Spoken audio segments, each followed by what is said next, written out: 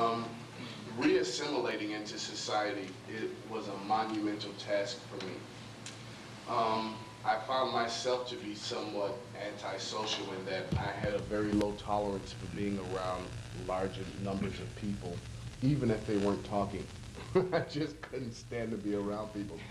And therefore it made it very difficult for me to have a job or to, work anywhere. And I ended up starting my own business, which it was relatively successful, but I didn't even have a phone because I couldn't stand to talk to people on the phone. Unless I was doing a job and actually sold things, and then I was able to cut it off because my mind was going through something. It was a shock. It was a shock to be back in the world. It was a shock to walk down the street and see people that weren't running, or to see people that weren't in a hurry, or to see people that had things like good relationships with other people. It was just a shock. So I ran a business, and I got it up to the point where it became profitable over a couple 3 years. And I was right at the point where this was about to go, and I would make a substantial income and have a happy living. I forfeited those things after my cousin told me about Bob Minton, after I talked to Stacy. No, I'm not receiving tons of money to do anything. I am, and I'll be honest, I am supported in that I'm not hungry, I'm not starving. No one's asking me to starve to do this. I'm not naked. No one's asking me to be naked and do this.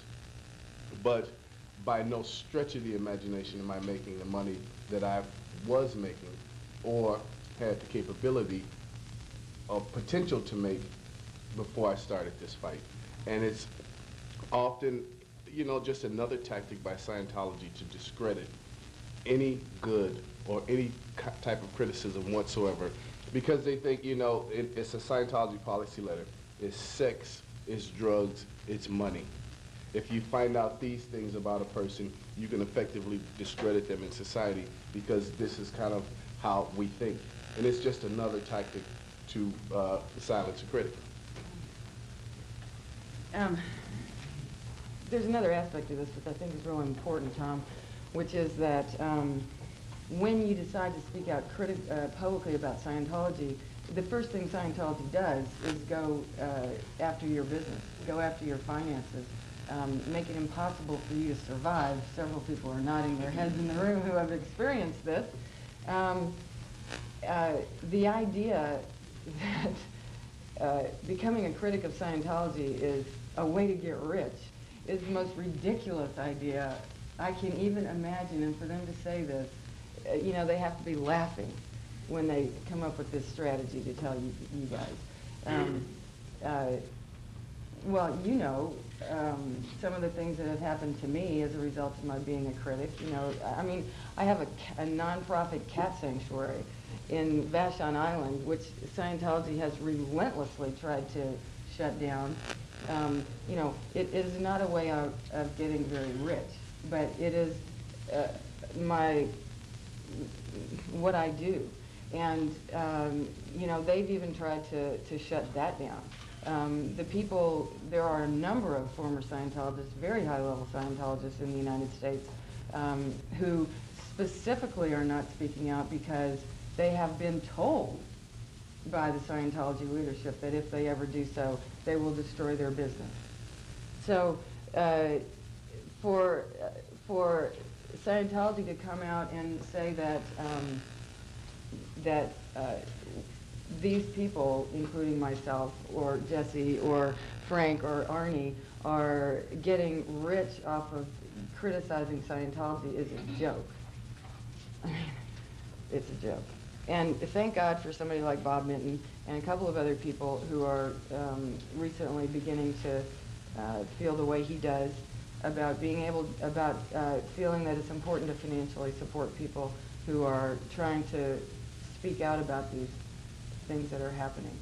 Because if there weren't people like that willing to do that, nobody would be saying anything, because nobody could. And that's why more and more people are beginning to be able to now.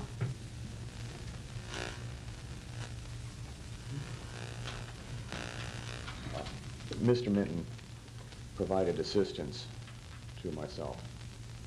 I spent 3 years in litigation. They spent $1.7 million litigating me. I can't describe to you how dark some of those days were. I've been out for many years. I'm an electronics technician. I know how to fix things. I have no trouble finding work. I have to be able to peacefully consider the problem at hand in order to troubleshoot complex electronic equipment.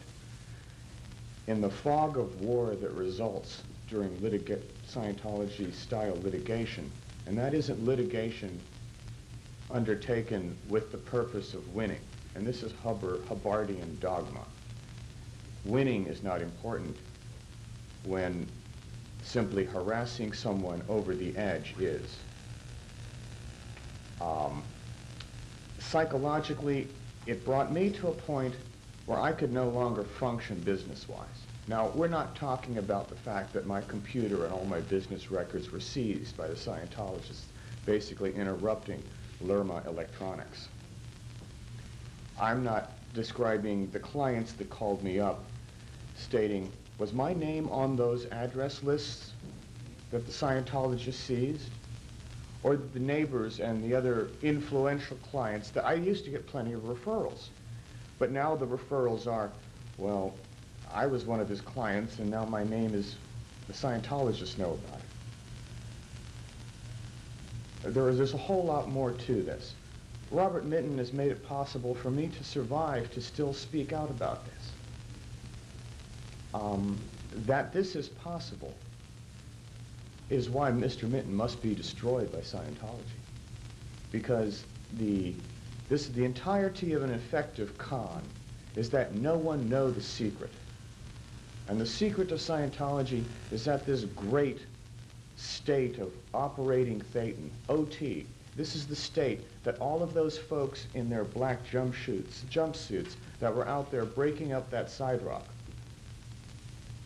this is the state that keeps all of those people breaking up that sidewalk and obeying their orders and doing their jobs, who believe that Scientology is the way to a better world, like I did when I was 16 years old and believed the drivel that was presented to me without opposition, without an internet, and without even Paulette Cooper or the media at that time saying much about their true nature.